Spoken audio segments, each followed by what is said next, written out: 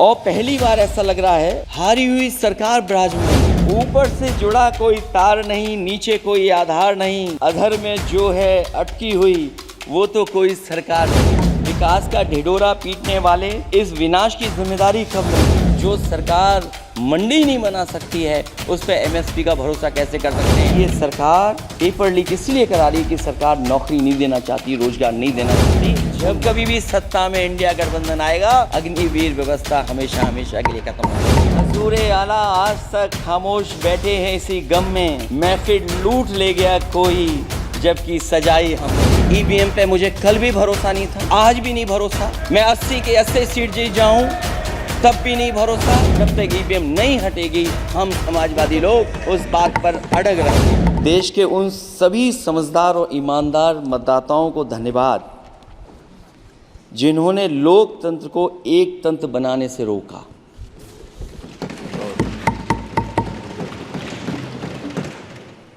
चुनाव के समय पर अध्यक्ष जी ऐसा कहा गया कि 400 पार। मैं समझदार जनता को फिर एक बार धन्यवाद दूंगा और मैं कुछ कहना चाहता हूं कि आवाम ने तोड़ दिया हुकूमत का गुरूर, दरबार तो लगा है पड़ा गमगीन में बेनूर है पर। अध्यक्ष महोदय, दरबार तो लगा है पर बड़ा गमगीन बेनूर है। और पहली बार ऐसा लग रहा है हारी हुई सरकार विराजमान है। जनता कह रही है चलने वाली नहीं सरकार। अध्यक्ष महोदय, जनता कह रही है चलने वाली नहीं, ये गिरने वाली सरकार है। और क्योंकि ऊपर से जुड़ा कोई तार नहीं, नीचे कोई आधार नहीं, अधर में जो है अटकी हुई वो तो कोई सरकार नहीं। दरअसल पूरा इंडिया समझ गया है कि इंडिया ही प्रो इंडिया है। इस चुनाव में इंडिया अलायंस की नैतिक जीत हुई है। ये पीडीए इंडिया की सकारात्मक राजनीति, पॉलिटिक्स जो पॉजिटिव है, पॉजिटिव पॉलिटिक्स की जीत हुई है। ये इंडिया पीडीए की सोशल जस्टिस मुहिम की विक्ट्री है। 2024 का परिणाम हम इंडिया वालों के लिए जिम्मेदारी से भरा पैगाम भी है।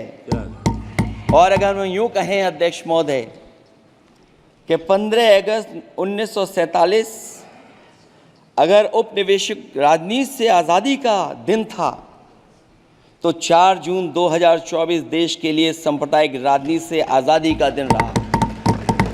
ये सांप्रदायिक राजनीति के अंत और सामुदायिक राजनीति की शुरुआत है।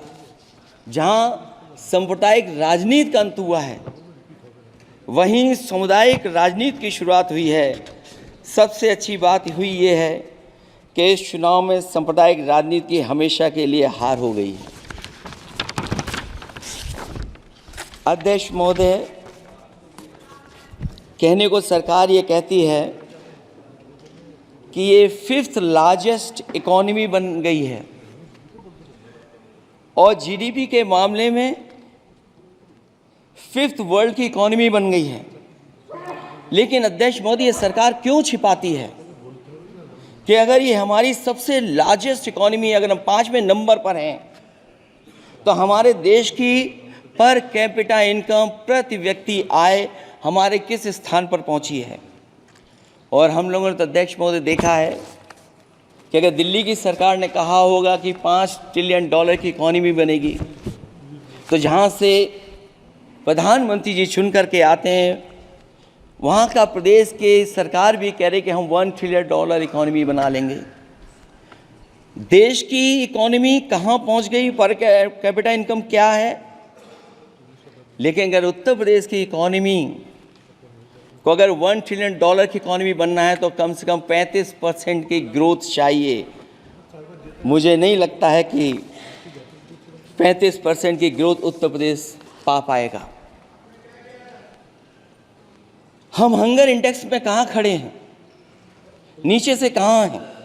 जो 5th लार्जेस्ट इकोनॉमी की बात कर रहे हैं वो इनइक्वालिटी के पैरामीटर पे कहाँ खड़े हैं, वो हैप्पीनेस इंडेक्स में कहाँ खड़े हैं। और जो लोग चुनाव को अपने तरीके से मोड़ते हैं, मैं उन्हें कहना चाहता हूं कि अध्यक्ष महोदय, इस चुनाव के परिणाम ने तोड़ने वाली राजनीति को तोड़ दिया है और जोड़ने वाली राजनीति की जीत हुई है। इस चुनाव में धन छल बल की नकारात्मक राजनीति की शिकस्त हुई है। ये चुनाव जो देश का हुआ, ये सकारात्मक राजनीति का नया दौर शुरू हुआ है। इस बार प्रो कॉन्स्टिट्यूशन वालों की जीत हुई है। हम मानते हैं संविधान ही संजीवनी है, उसी की जीत हुई है। ये संविधान मंथन में संविधान रक्षकों की जीत हुई है। अब ऊपर से नीचे की राजनीति का अंत हो गया है। अब नीचे से जो समाज की जो आवाज़ उठेगी वही राजनीति का आधार बनेगी। मैं कहना चाहता हूं कि देश किसी की व्यक्तिगत महत्वाकांक्षा से नहीं, जन आकांक्षा से चलेगा। मतलब अब मनमर्जी नहीं, जनमर्जी चलेगी। इस चुनाव का बड़ा पैगाम यही है।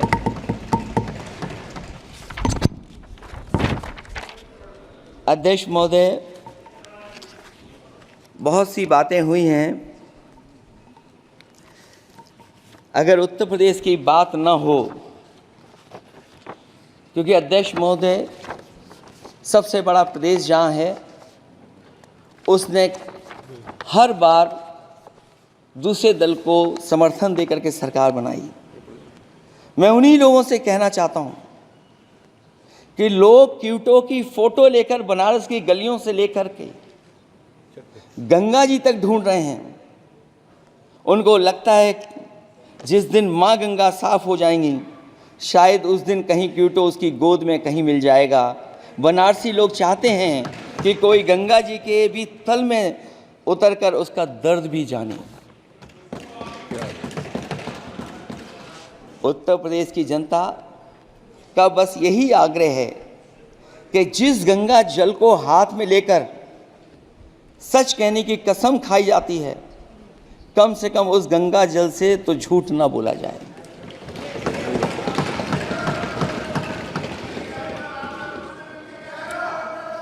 जहां विकास के नाम पर खरबों रुपए की लूट का राज खोलते भ्रष्टाचार के गड्ढे प्रदेश का नाम खराब कर रहे हैं, वहीं पहली बारिश में ही टपकती हुई छत और गिर चुकी स्टेशन की दीवार बेईमानी की निशानी बन गई है।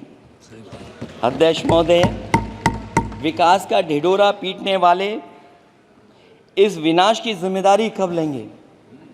और रही सच्चे विकास की बात, तो हमने जो सड़क बनाई उस पर हवाई जहाज उतरे थे और उत्तर प्रदेश की मुख्य नगरी में सड़कों पर नाव उतरी हैं।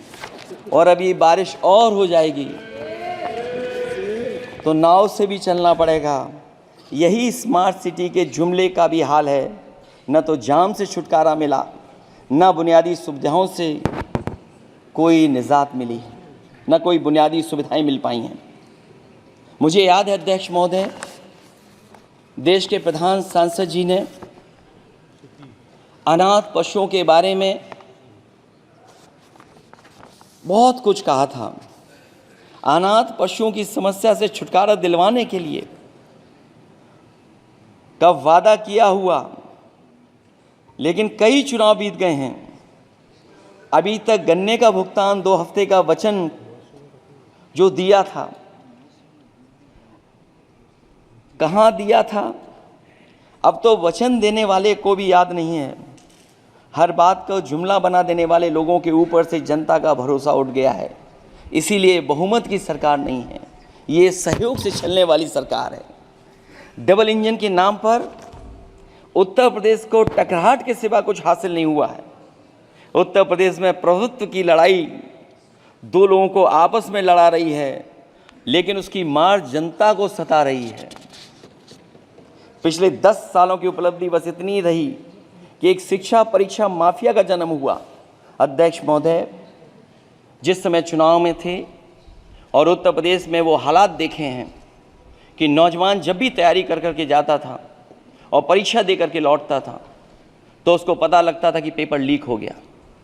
और उत्तर प्रदेश में केवल एक पेपर लीक नहीं हुआ है, जितनी भी परीक्षाएं हुई हैं सब पेपर लीक हुए हैं। केवल उत्तर प्रदेश ही नहीं, मैं माननीय सांसद की तरफ से सुन रहा था, कई ऐसे प्रदेश हैं जहां पर परीक्षाएं देने तो बच्चे गए लेकिन वहां भी पेपर लीक हो गया।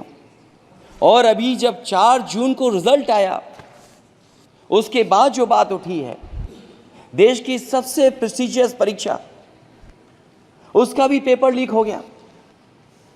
और आखिरकार ये पेपर लीक हो क्यों रहा है?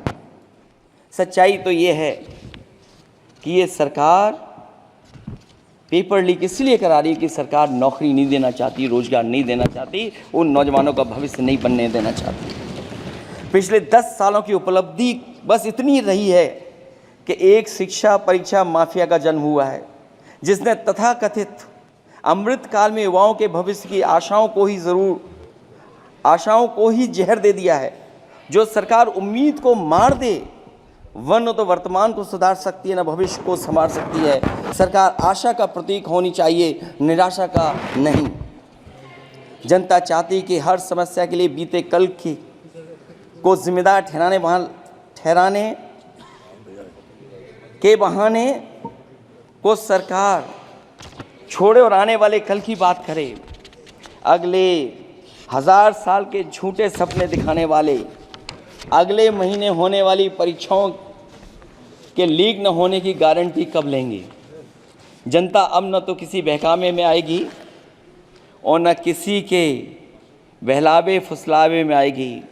जो लोग कहते हैं कि अमृत काल की बात करने वाले जनता का जागरण काल आ गया है, आज इस सदन में नए राजनीतिक जागरण के अनेक प्रतिनिधि बैठे हैं। अब जब बात होगी तो सच्ची बात होगी और जनता को पूरी सच्चाई के साथ हम लोग अपनी जिम्मेदारी के साथ बात रखेंगे।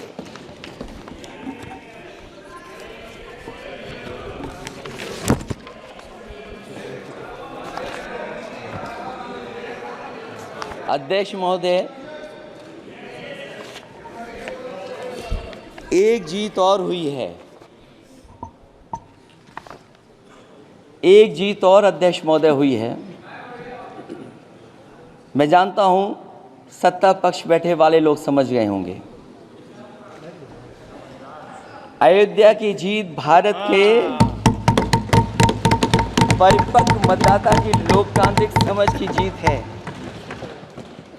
और हम तो अध्यक्ष महोदय यही सुनते आए हैं, होए वही जो राम रची राखा, यह है उसका फैसला। अध्यक्ष महोदय, होई वही जो राम रची राखा, यह है उसका फैसला, जिसकी लाठी में नहीं होती आवाज। जो करते थे किसी को लाने का दावा, वो हैं खुद किसी के सहारे के लाचार।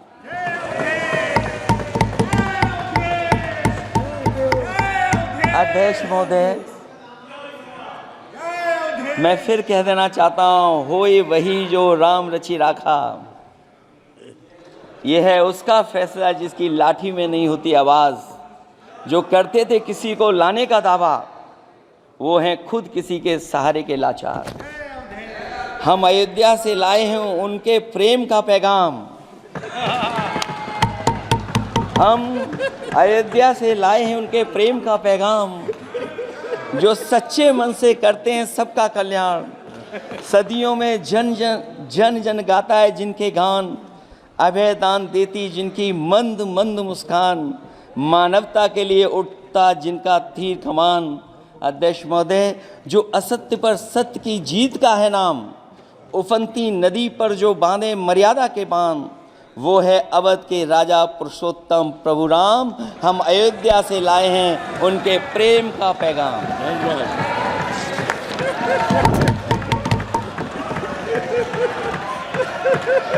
अध्यक्ष महोदय,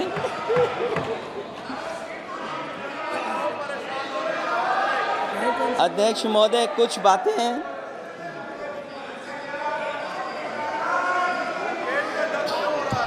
अध्यक्ष महोदय, कुछ बातें समय और काल से परे होती हैं, इसलिए आज यहाँ उत्तर प्रदेश के सदन में पढ़ा गया एक शेर याद आ गया, जो तब सही था अब और सही साबित हो रहा है। इजाज़त हो अध्यक्ष जी तो मैं अर्ज करूं। हजूरे आला आज तक खामोश बैठे हैं इसी गम में। हजूरे आला आज तक खामोश बैठे हैं इसी गम में। महफिल लूट ले गया कोई जबकि सजाई हमने। योगी जी के लिए, योगी जी के लिए।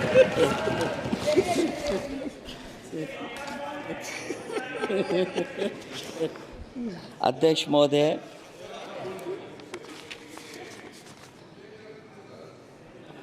मैं मॉडल ऑफ कंडक्ट जब चुनाव हुआ, लागू हुआ, उस समय मैंने देखा कि कुछ लोगों पर मेहरबान रही सरकार और कमीशन भी। कई मैं बहुत डिटेल में नहीं जाना चाहता हूं अध्यक्ष महोदय, लेकिन कहीं ना कहीं प्रश्न उस संस्था पे भी लगा है, और अगर उस संस्था पर प्रश्न लगा है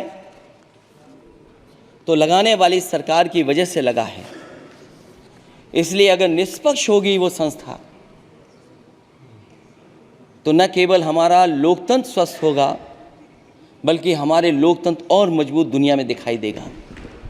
अध्यक्ष महोदय, ईवीएम पे मुझे कल भी भरोसा नहीं था, आज भी नहीं भरोसा। मैं 80 के 80 सीट जीत जाऊं तब भी नहीं भरोसा। और मैंने अपने चुनाव में कहा था अध्यक्ष महोदय कि ईवीएम से जीत करके ईवीएम हटाने का काम करेंगे। न ईवीएम का मुद्दा मरा है, न जाएगा ख़त्म। जब तक ईवीएम नहीं हटेगी हम समाजवादी लोग उस बात पर अड़ग रहेंगे। उत्तर प्रदेश अध्यक्ष महोदय वो प्रदेश है जिसने सरकार बीजेपी की बनवाई, एक बार नहीं 2 बार बनवाई, और उसी उत्तर प्रदेश के साथ कितना बड़ा भेदभाव, उत्तर प्रदेश के साथ बड़ा भेदभाव। मुझे याद है वो दिन जब प्रधानमंत्री जी एयरफोर्स के सबसे भारी वाहन हवाई जहाज से उतरे थे सड़क पर। वो अलग बात है कि उस प्रदेश के मुख्यमंत्री उनके साथ नहीं बैठ पाए थे, लेकिन वो एक्सप्रेसवे जो बना था और आज भी जो उत्तर प्रदेश में बन रहे हैं वो उत्तर प्रदेश के बजट से बन रहे हैं।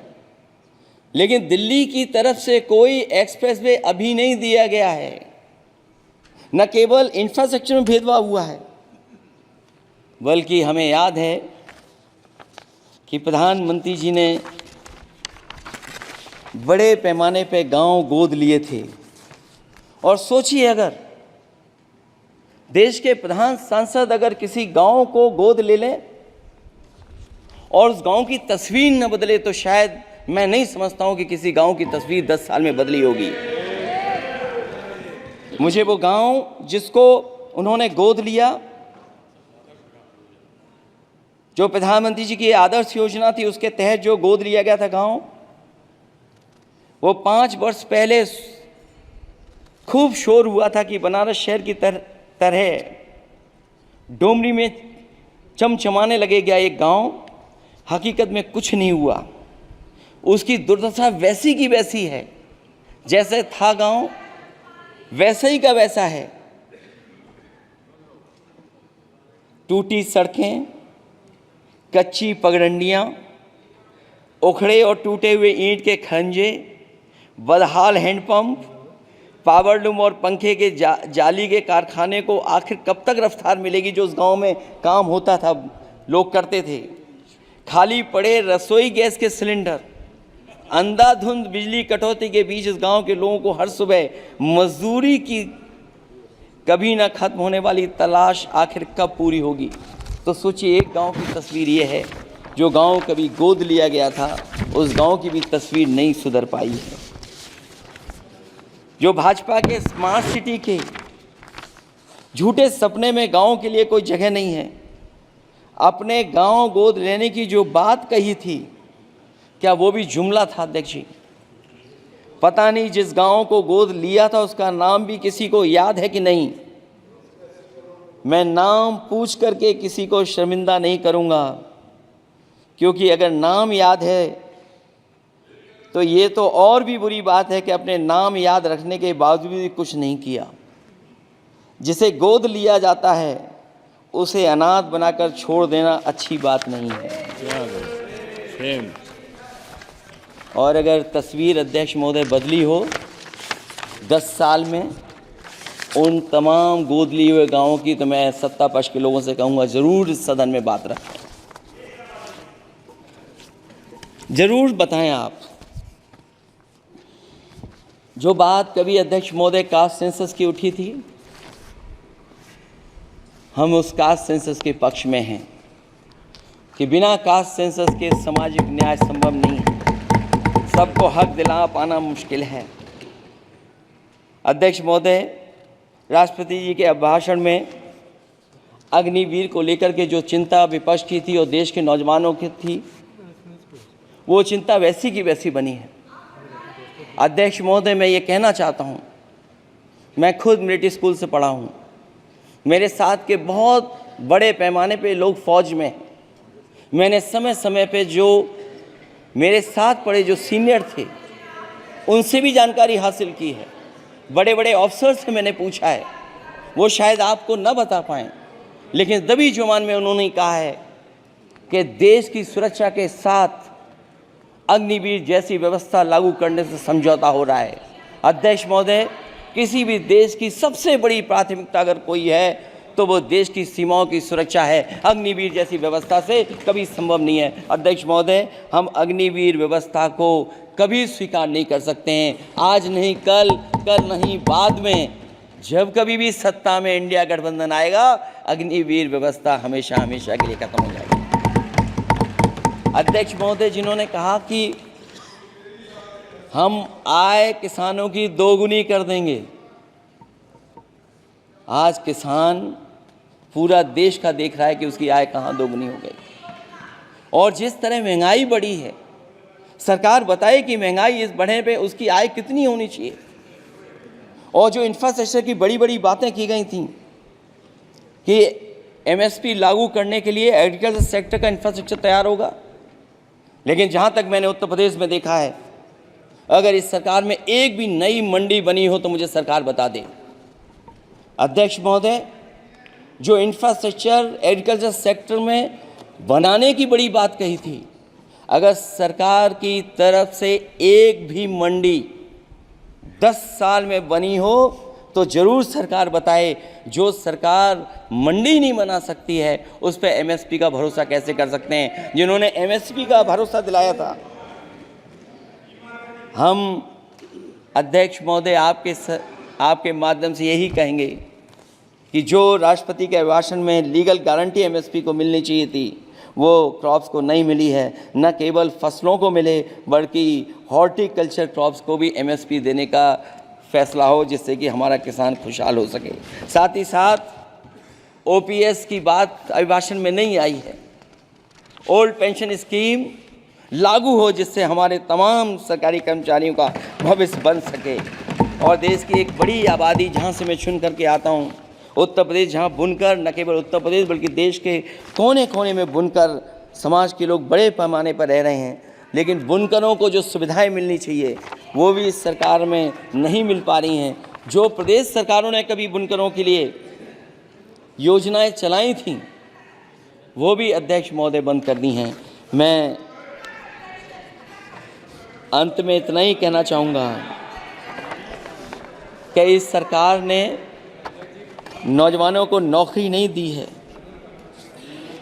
नौकरी और रोजगार उनसे छीने हैं,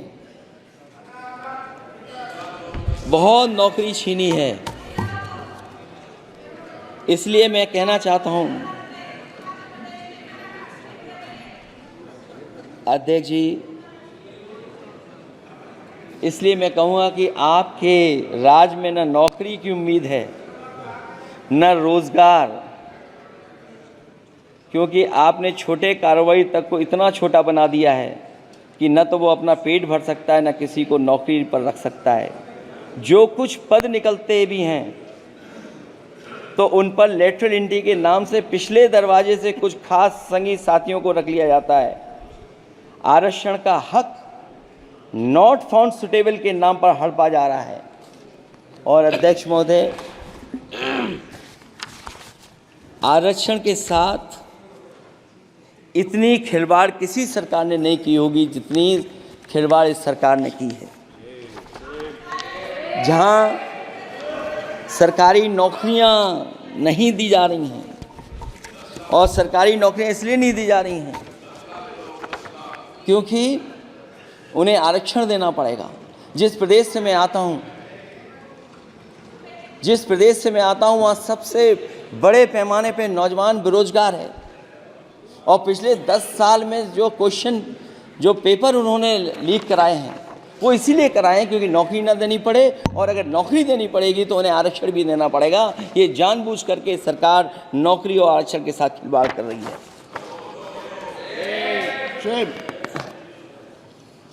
मैं अध्यक्ष महोदय अंत में इतना ही कहना चाहता हूं, आशा है ये सरकार तब तक चलेगी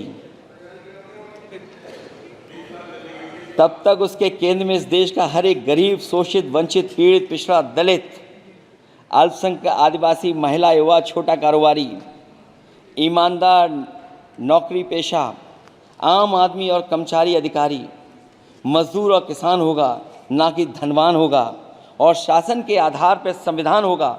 वह जुमलों की जगह सच में महंगाई, बेरोजगारी, भ्रष्टाचार, गरीबी, भुखमरी, सांप्रदायिक हिंसा, दलित व महिला उत्पीड़न, सामाजिक अन्याय जैसे मूलभूत मुद्दों का समाधान होगा। और भोजन, बिजली, पानी, दवाई, पढ़ाई जैसी बुनियादी ज़रूरतों के लिए कागजी योजनाओं की जगह सच में इंतज़ाम होगा।